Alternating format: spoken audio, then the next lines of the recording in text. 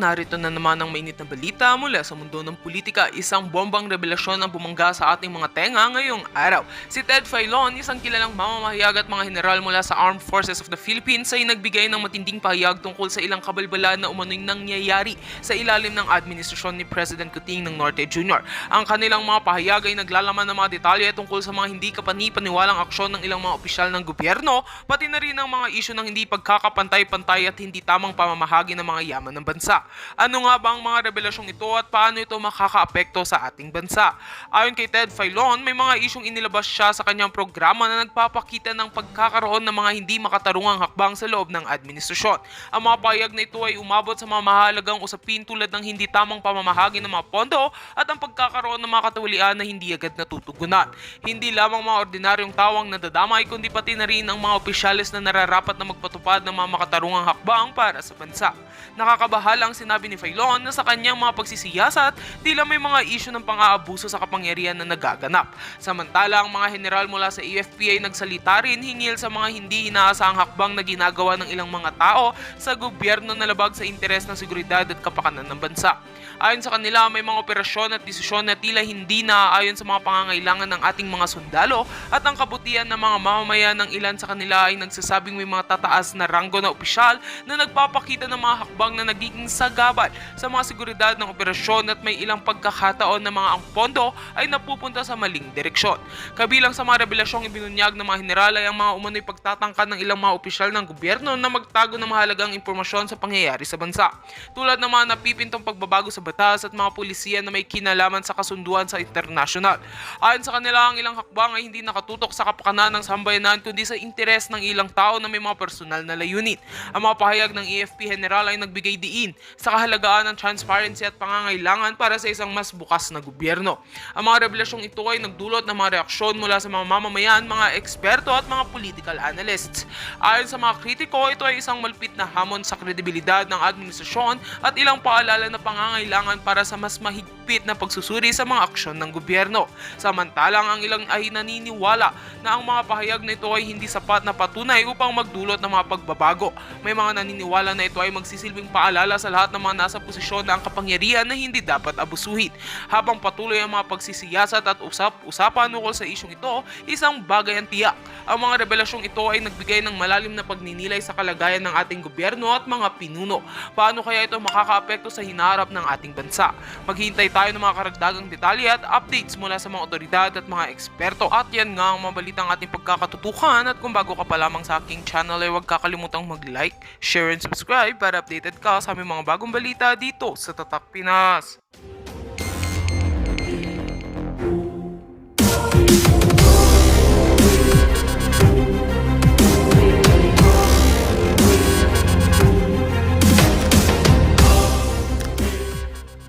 Mali yun.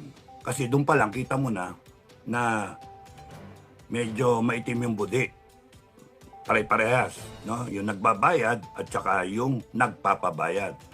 Eh, dito sa Duterte side, kung kayo tutulong na labanan ang tiwali, ay huwag kayong nag-aambisyon ng posisyon. You do not tie the hands of Sara Duterte.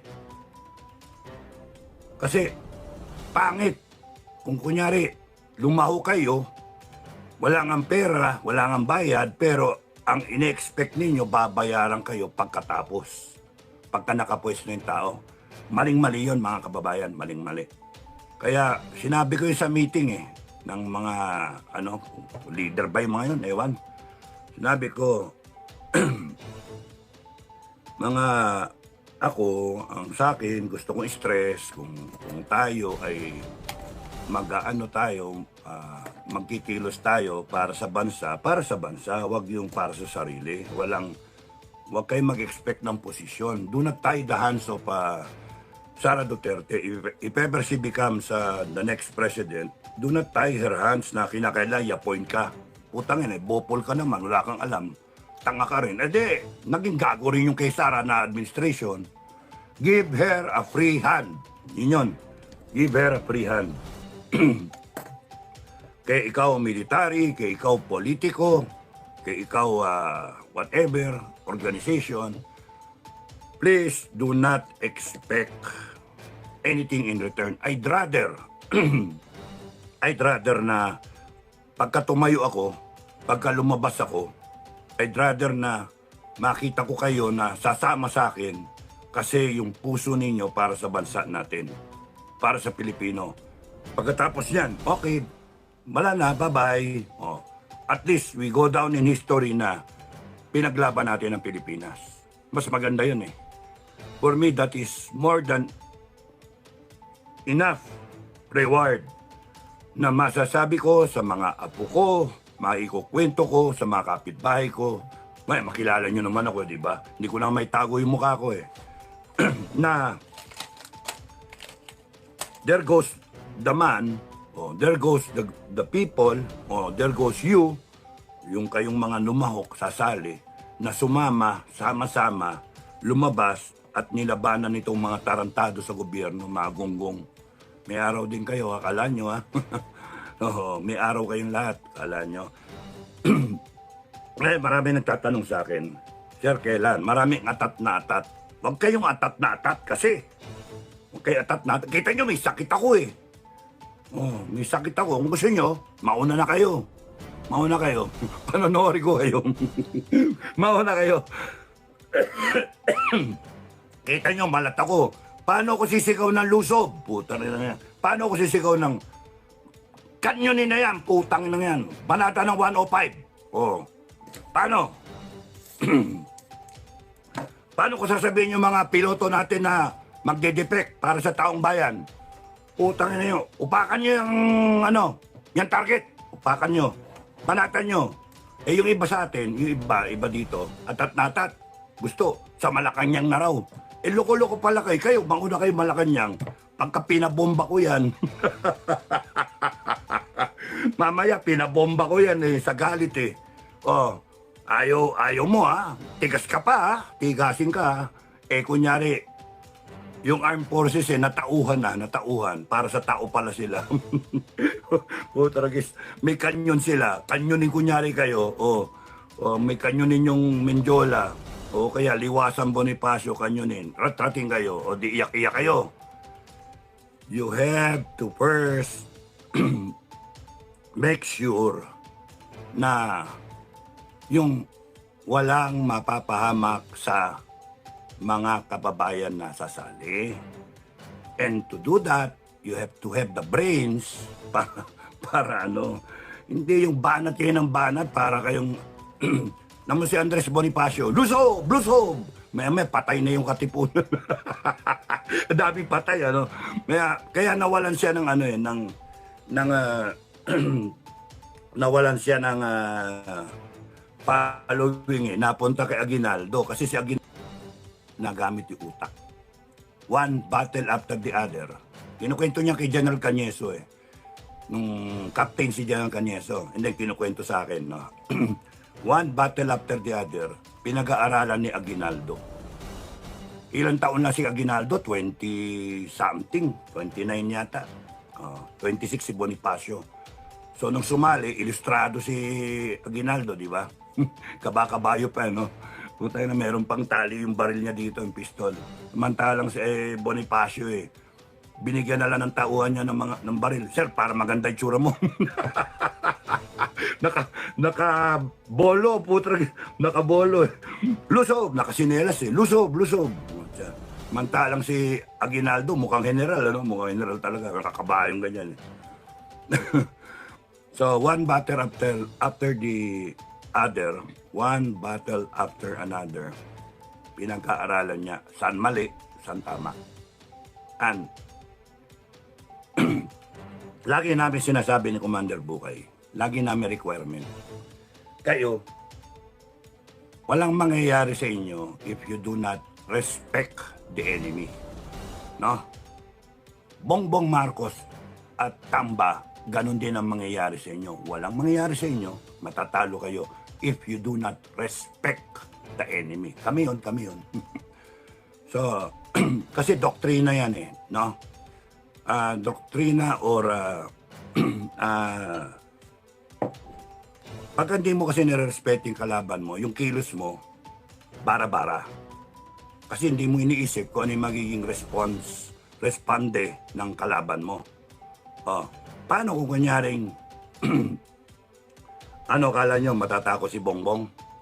Under nga nakikinig nga kung kani-kanino Oh, siya nga halal na presidente, hindi naman siya ng presidente. Kaya nga, wala mangyari sa inyo pagka kunyaring pinaubaya ni Marcos sa mga nakapaligid sa kanya, and yung mga magiging desisyon ng mga nakapaligid sa kanya, walang pakialam na mapunta tayo sa civil war. Walang pakialam na mapunta tayo sa revolusyon. Magpatayan kayo. Basta sa kanila, pakialam nila. Magamit nila ang armed forces tsaka ang PNP para supilin kayo. At itatapon nila yung konstitusyon laban sa inyo. Rebellion, sedisyon, mga ganon-ganon. Kaya dapat alam nyo yung magiging responde nila. Kaya kami alam namin, no? Kaya nga ang una dyan, nasabi ko na sa inyo, everyone, for everybody's sake. Teka, inom muna ako malat sandali lang. Okay. Mainit. Sobrang init nito. Mainit yata.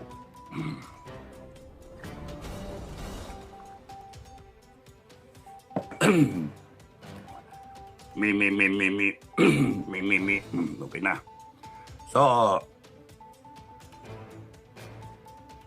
madali yung rally. Madali yun ang problema kung lalahok lahat yung mga tao. Sa ngayon, kung titignan ninyo,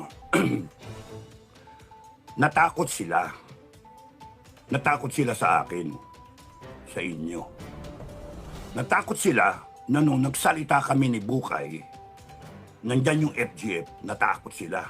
Putang ina, parang totoo yung FGF Parang ang dami Nasaan sila? So, isa yun sa inaano nila. Una, bago kami nagsalita, sinasabi nila ampaw. Ampaw. And meron pang mga pro-Duterte na nagsasabi ampaw ang FGF. Kaya mga red flag sa akin yun no? Na pinapanood namin yun.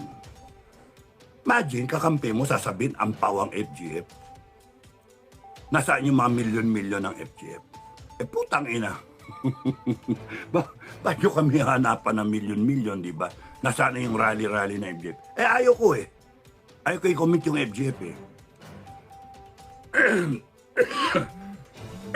Excuse me. Ba't ko i-commit yung FGF? Bakit? Patayan na ba? Hindi pa naman Ang FGF hindi pang rally. Ang FGF pang depensa. No? Ewan ko ba sa inyo? Pero yun nga So ang unang birada nila is yung organization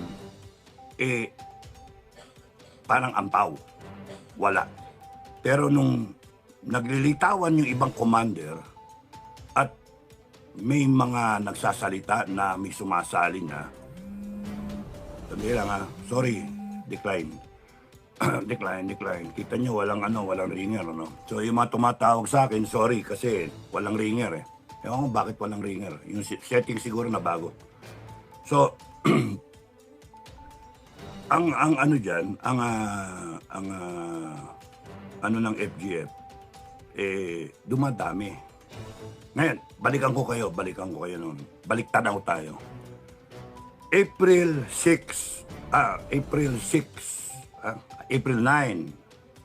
ang FGF na nabuhay. Ilan lang kami nandoon. Nando si Bukay, DIY KKB. Nandun niya yung SMNI. Pero umalis kami. Umiwan kami at ibang mga retired civilian. Usually, doon kami sa market ba? Halo-halo kami, palamig. Mainit So, nagsabi ko, doon pa lang sa libingan ng bayan, sinabi ko na kay Bukay na walang mangyayari sa atin ng ganito. Tapos nagdedelikado tayo, mas maganda mag-form na lang tayo ng guerrilla. Para just in case, nandyan yung puwersa. sa China, laban sa China, hindi kakayanin. Kung ang laban, mapapalaban tayo.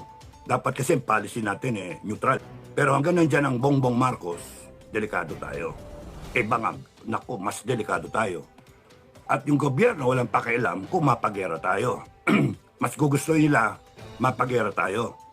Ito namang AFP, ewan ko kung ano iniisip. No? So, yung nabuhay yung FGF with the purpose of defending our families. You do not have to go to any province or any battleground. Doon ka lang sa barangay mo.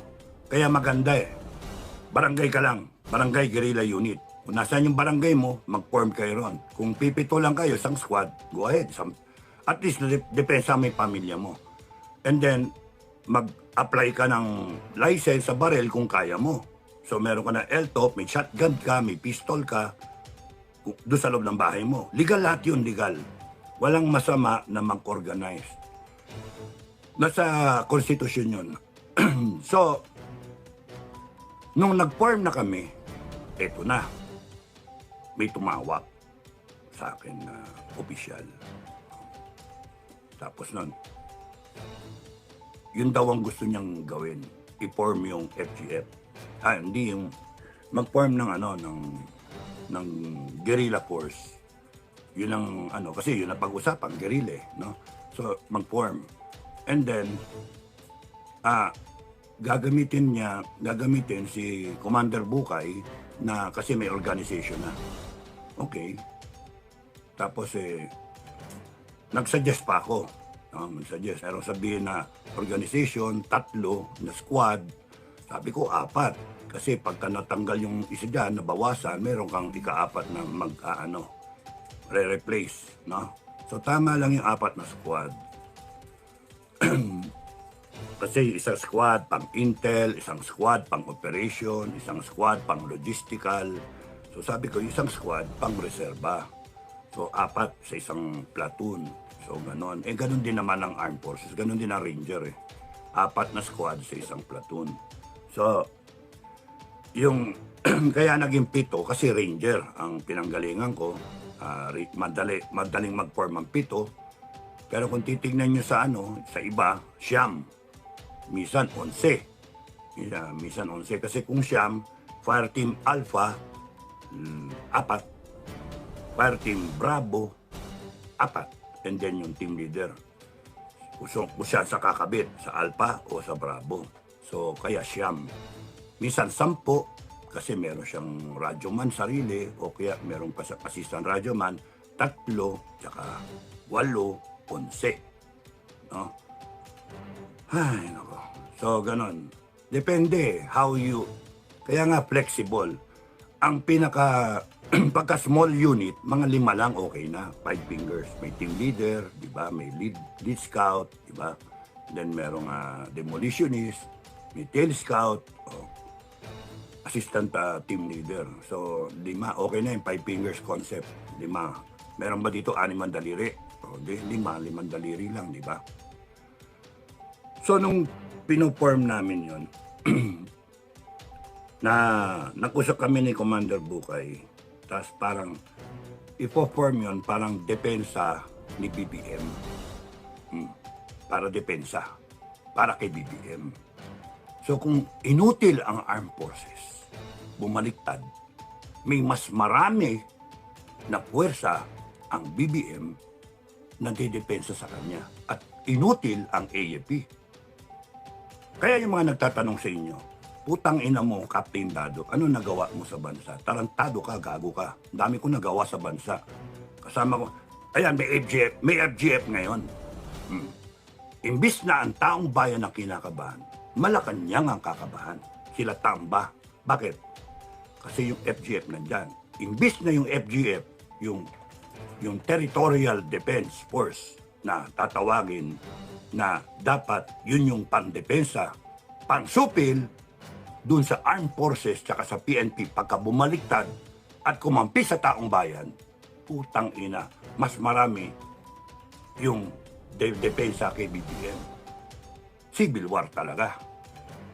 So you have to respect yung mindset ng putang inang nandiyan sa loob ng Malacanang at nasa Congress. Because yung mga utak niyan ay utak ng mga kriminal. They do not care kung mamatay kayo. They do not care na mauwi tayo sa gera. Okay? So, hinay-hinay kayo, mga kababayan. Hinay-hinay kayo. Ako hudyat. Ako ang hudyat. Patayin nila ako. Patayin nila ako.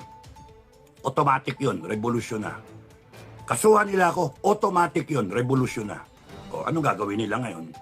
Yun yung pronouncement ko, yun yung order ko. Sige, kasuhan nyo ako, putang ina nyo, kasuhan nyo ako. Yung mga vlogger, sinasabi dapat kasuhan ako. Tinatakot ako ngayon, tanginan nyo. Hindi ako natatakot sa inyo. The moment na may natanggap ako, natanggap kami, FGF, na didisband kami, or ano kami, revolusyon na. Oh. Why? Because FGF is the deterrence for the people. For the country.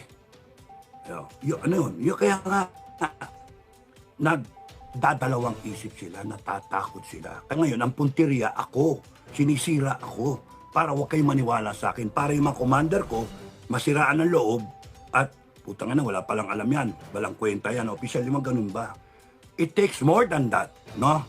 People in the armed forces, mga senior, mga junior, mga even younger, no, generations ng officers, makikita mo sa salita ng isang tao kung talagang commander yan. Hindi ko sasabing commander ako. Pero kung may mga senior sa akin dito sa FGF, nasusunod sa akin, magpapakamatay din para sa bansa. Why? Because it's not me.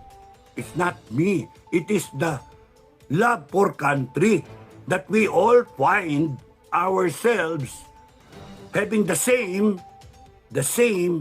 thinking, the same feeling, love of country, love for the people. No? Yung utak na tama, yung nakikita namin yung mali. Kaya kami ganito, sama-sama kami. Hindi kami natatakot. Ako, kala nyo, siraan nyo ako, tapos yung FGF. Kaya ako sinisiraan para masiraan ng loob ang mga kasama sa FGF. Para mag-isip sila. Pagka natanggal mo yung leadership ng FGF, sira ang FGF. Wala ngayong balakid sa kanila. Diba? Pagka siniraan ako, walang sasama sa akin kung tumayo ako. Diyan sila nagkakamali. Diyan sila nagkakamali. Kasi may rebuild day tayo, mga kababayan. Rebuild day. Kaya tinatanong ko Pasko ba o revolusyon? Pasko ba o revolusyon? Pasko ba o tapusin na natin? Yung itong gagong gobyerno na to, itong mga politiko na to, they do not know what I can possibly do. They do not know shit talaga. They don't know shit. Mga bopol. Akala nila ganun-ganun lang. When I come out, seriously, when I come out with a series of declarations, it will be all over for them. Kaya lang ako hindi pa nagsasalita because I am concerned about your Christmas season, your Christmas vacation. I want you to be with your families. I want you to pray. I want you to be with God. Yun lang yung akin. Because a few more weeks, wala naman ang nanakawin ubus na Wala na Malinaw na malinaw sa atin kung sinong mali.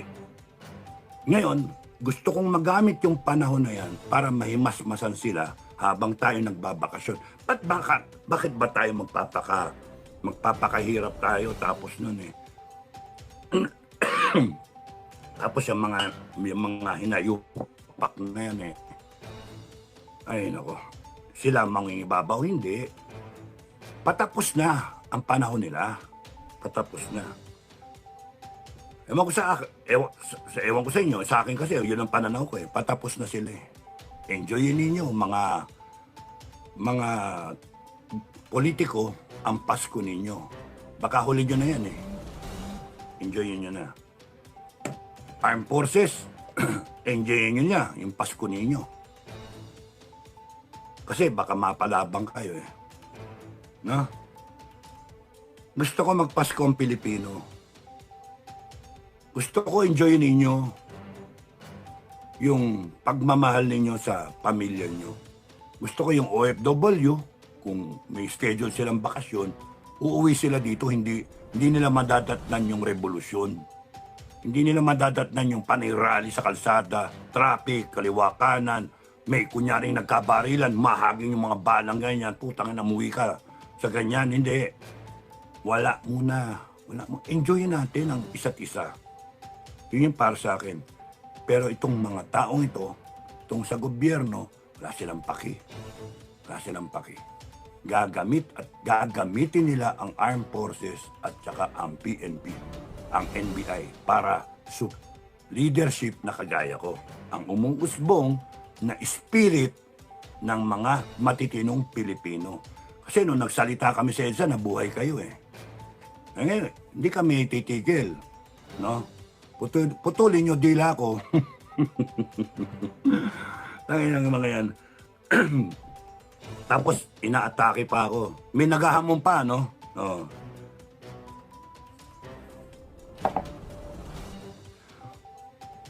Sa mga naghahamon, magsisi na kayo. Yung binabangga ninyo, ibang klaseng tao. Magsisi na kayo. I-take down na lang ninyo bago ma-screenshot ng mga kasama ko, no? Ng aming cyber ek-ek, no? Kasi yun yung tasking eh. Kunan nyo lahat, screenshot nyo lahat. Gustong makita yung IP address ninyo, lahat ng detalye ninyo. Because we are confident na magkakaroon tayo ng revolutionary government. We are so confident about it. Paramihan na lang tayo eh. Sige, gusto nyo, paramihan tayo. But the thing is, kayo, binibigyan ko yun ng pagkakataon. Lahat kayo, binibigyan ko ng pagkakataon. Kayong mga tumatanggap na bayad ng mga vlogger. Kayong mga troll. Take down everything that you said against me. You take it down. Pagsisihan nyo. Mag-sorry kayo. Sabihin nyo in public, wag na, ayoko nang iba na lang ang topic ko, iba na lang content ko. Ayoko na ng topic si Pinoy Survivor, bayaan mo siya. Kasi, ibang klase pala yan eh. Kayo nagtatapang-tapangan. Ang promise ko sa inyo, an angel of God, an angel of death will come to you and take care of you. Galing langit. Pwede kayong mamatay ng aksidente o delubyo o whatever. And the angel will snatch you. Ang masama, dahil sa kagaguhan ninyo, baka madama yung pamilya nyo. Kasi tignan nyo yung sa mga, mga passages ng Biblia. No? Si Job, matino. Matino na yun matino. Si Job, pinagpustahan lang ni God at ng Satanas. Wala yan. Loyal sa'yo. Paniwala ka dyan, loyal yan po. Kita, kaya yan naglo-loyal sa'yo, kaya ay sumasamba sa'yo kasi binibigyan mo yan ng karanyaan, binigyan mo ng pamilya, kaya masaya. Subukan mong mawala lahat ng ari-arian yan. Sige nga, sabi ni God. Sige. Tiwala ako dyan eh. Ayun, tanggal lahat, nanakaw lahat ng kanyang mga alagang hayop. Wala lahat. Ninakaw. Thank you, Lord. At least pakikinabangan yon ng mga nagnakaw. At kung sino man yung bebenta rin niya yun eh. At mapakinabangan ng mga kakain. Nung karne. Ibang klase yung attitude, di ba? Samba pa rin siya. Thank you, Lord. Sabi ni Satanas, natamemi siya eh. Putang ina. Palibasa, subukan mahal niya sa buhay. Sige. Ayan si Satanas. Earthquake. Patay. Buong pamilya niya patay. Nadamay. Pustahan lang yun. Inosente yung pamilya. nadamay. Patay lahat. Puta na. O di, thank you Lord, at least kasama mo na sila. Diba? And then, pag strike 2 na si Satanas, palibasa kasi, ibang tao yun, pamilya lang niya yun. Subukan mo yung sarili niya. Siya yung magkasakit. O yun, sabi ni Lord, sige. O di, nagkasakit nga siya. Nagkaroon siya ng mga boil, mga piksa-piksa, at mga sakit sa balat, at saka leprosy. Bumaho siya. Pinaiwasan siya ng mga tao para sa pinakadirihan pa nga. Nandidiri mga tao sa kanya. Sabi niya, thank you Lord, at pinaramdam mo sa akin yung ganitong paghihirap. Now I appreciate yung ganyang pagsusubok. And it will make me a better person. More responsive sa kagustuhan mo. Hanip talaga. Gandang attitude. Sana ganun ang attitude ninyo eh. So, kayong mga vlogger na bayaran, heaven doesn't care kung kunyaring it will bring down its wrath on you. Heaven doesn't care kung nasaan ka. Remember Sodom and Gomorrah? Remember yung Noah's flood? Yung Noah's Ark? Patay lahat, lunod lahat. Bata, matanda, wala. Lunod lahat eh. Walang natira eh. Yung Sodom and Gomorrah, ganun din. Bigyan mo ko ng kahit 50, 40, 10 na lang. Isa na lang ba na matino dyan? Sasalbahin ko, palalakpasin ko. Kaya kayong mga demonyo sa gobyerno, binibigyan namin kayo ng pagkakataong magbago. We are adapting our religious beliefs, kay Muslim pa, kay Kristiyano. We are adapting tolerance sa inyo. But hindi pwedeng kabig kayo ng kabig. Kayong mga vlogger tsaka troll, kabig kayo ng kabig. Siraan nyo na siraan ng isang tao. Because you will have your time. There will always be retribution. There will always be reckoning. Tandaan niyo yun. No? Kaya ang advice ko sa inyo, pagsisihan nyo ngayon. Tumigil na kayo ngayon. Kasi pagka hindi kayo tumigil, wala na. Wala nang sorry. Wala nang iyak-iyak kayo, lud-lud kayo. Makikita nyo. The angel of God, the angel of the Lord, comes for you and your family. Damay-damay kayo eh. Kaya, lubayan nyo na ako. Kayong mga nagbabayad, kaya gusto ko magkaroon ng revolutionary government, and then i-correct natin to, mainstream media binabayaran. Ano yan dapat yan, death penalty, tsaka yung nagbabayad, death penalty yan. Sarado yung mainstream media na yan, sarado yung kumpanya na yan. Pagka napatunayan na nag-aano siya, ginagamit niya yung kanyang istasyon, nagpapabayad siya para aregluhin yung utak ng tao. Ganyan na yung utak ng tao. Mali yun.